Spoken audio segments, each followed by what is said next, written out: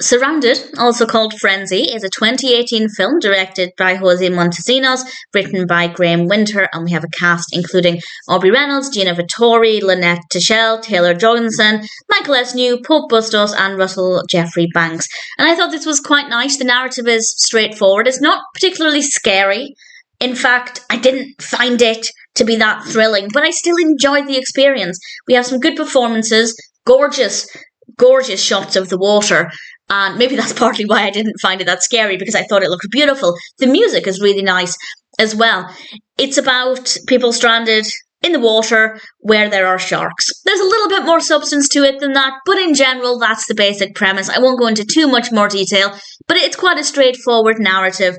And in general, I liked the characters. I wanted the best for them. I wanted them to survive. Whether or not they do, I'm not going to say. But it was definitely, I wouldn't say I was overly concerned about them. I wasn't rooting for any particular character, but I cared enough that I wanted the best for them, which definitely helps with this kind of film.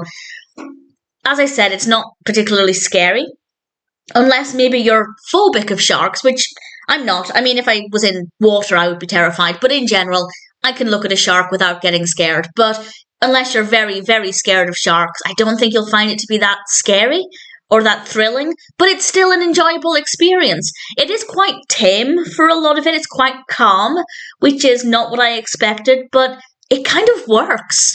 So if you are trying to get into horror films, but you're not sure if you'll enjoy them or if you'll be too scared, I know they're not for everybody, this could be a good beginning, because it is a little intense, but it's not particularly scary. So if you're a horror fan looking for a hardcore, intense, thrilling, terrifying experience, it's not going to be this film. But the narrative is still enjoyable. Visually, it's absolutely gorgeous.